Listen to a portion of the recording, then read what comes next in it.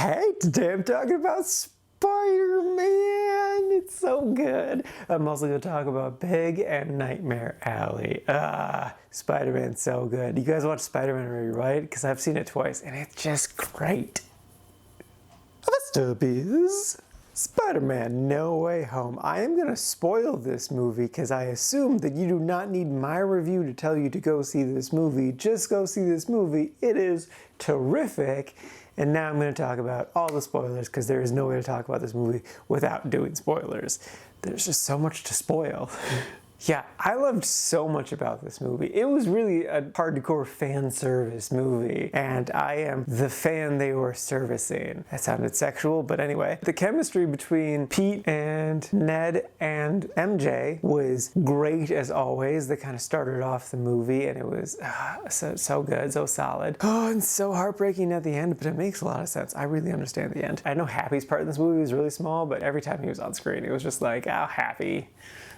You're so silly. I love you. But the real main standouts, without a doubt, were Doc Ock and the Green Goblin. They were so damn good. Like, I loved everything about Doc Ock because, like, he's not a bad guy. He's just a guy who made one mistake in a moment of pride that cost him everything. His wife died, and then he got the robot attacked his brain thing, so he's technically not even in control of himself anymore. And it's like he's legitimately just a good guy who made one bad choice. So I figured he would switch back to the good side once he, got cured. But like, man, it works so well. I love him so much. Alfred does such a great job. He is such a fantastic actor. And then speaking of fantastic actors, oh my God, Willem Dafoe. He has never been so damn intimidating and terrifying and just, every scene he was in, I'm like, I love everything that's happening right now. Like him as this confused man who's just scared and is looking for help is just heartbreaking. And then when he turns on that dime and becomes the Green Goblin, it's just like, I'm scared. I want my mom. This is terrifying. And my mom was sitting right next to me too.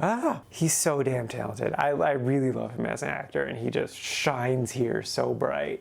And then of course I gotta talk about the other cameos. Andrew Garfield and Tobey Maguire were fantastic. I particularly loved Andrew Garfield. My favorite moment in the movie is hands down when he saved Zendaya falling and he started to cry. I'm just like, it really redeemed a really bad movie and gave it such a beautiful bit of closure. It's just, As much as I loved Andrew Garfield, I do have kind of a strange complaint, and that's his voice. He wasn't always doing his Spider-Man voice. At times, he was doing his tick tick boom voice. It's kind of like this more high-pitched, kind of like he's holding in a breath voice. It's also very breathy, like almost a little flamboyant, and it works really well in Tick Tick Boom. It's just really strange to see it here in this movie. So I almost wonder if like he was filming both at kind of the same time, or if he just kind of forgot what his Spider-Man voice sounded like. Because I just rewatched the first Amazing Spider-Man, and he does not sound like that at all. So that was really weird. It's a very minor complaint. It just kind of took me out of the movie, but like, it was still strange. Tobey Maguire does great. I especially loved just like his reactions to seeing the other villains, especially Sandman. That was very touching. Sandman is definitely the best part of Spider-Man 3. I just rewatched that as well. I also crazy loved how much they improved Electro, because he's just so bad. So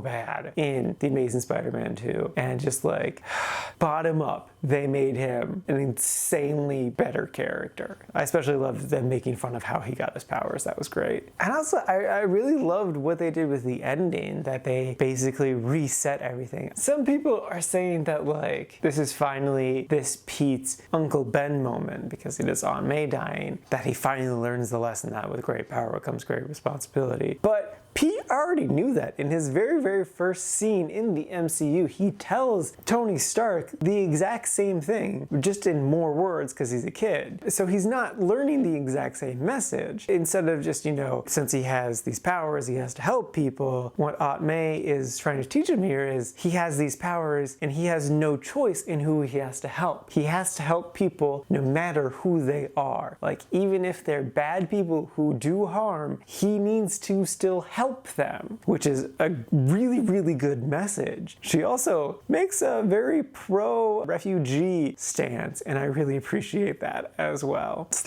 asylum seekers. That's a very unexpected message in the middle of a big blockbuster movie, but like, I'm a fan. So yeah, I really, really love this movie. If you somehow still haven't seen it, why the hell did you watch my review? I just spoiled so much stuff in this movie. But yeah, you're gonna be a little surprised at where I ranked it, but like, it's still a great, fantastic movie. You should definitely watch it if you haven't seen it. And also, Spider-Man 2 is just amazing. So good.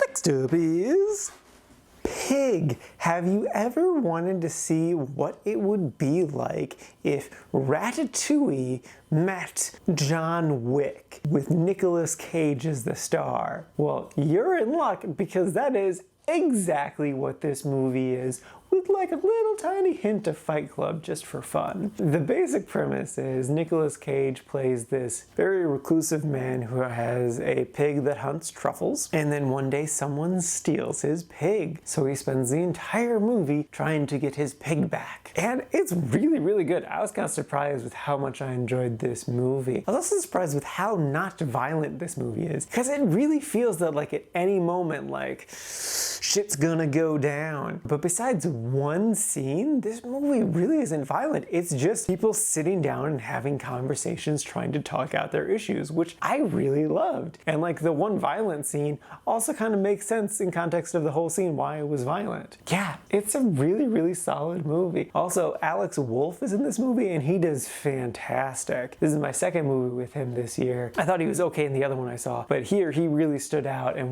he was a delight. He worked really, really well with Nicolas Cage. But yeah, I definitely recommend this movie. It's really good, really solid. It is a little slow in the start, but like, it's really not that bad and it's totally worth it. You're in for a good time.